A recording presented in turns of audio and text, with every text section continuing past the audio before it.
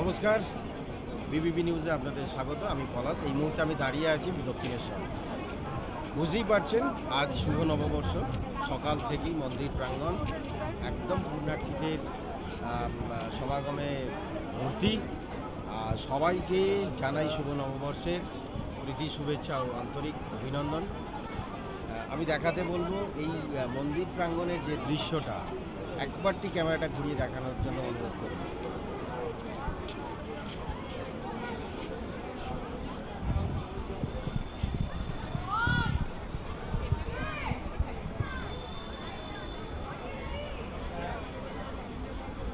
এই চিত্রটা সকাল থেকেই আমরা দেখতে পেয়েছি।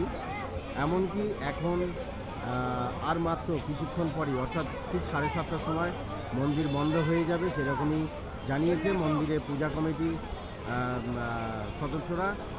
তো এখনও পর্যন্ত সেই রকমই উৎসাহ, উদ্দীপনা এবং উত্তেজনা নিয়ে এখনও পর্যন্ত মন্দির প্রাঙ্গণ সমারোহ মানুষের শুধুমাত্র একটি বারের জন্য দক্ষিণেশ্বরের ভবতারিণীকে চাক্ষুষ দেখার জন্য এবং গোটা বছরটা তাদের যাতে ভালো কাটে, শুভ কামনা যাতে করতে পারে, সেই কারণের জন্যই তাদের দূর দূরান্ত থেকে এখানেতে ছুটে আসা এবং মায়ের কাছে নিজেদের প্রার্থনা করা।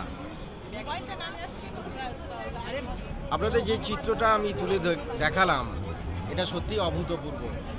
তাই আরেকবার এই সন্ধ্যায় দক্ষিণেশ্বরে বিবিপি নিউজের তরফ থেকে আপনাদেরকে শুভ নববর্ষের স্বাগতম জানাই এবং আপনাদেরও পুরো বছরটা ভালো কাটুক, এটাই কামনা করব।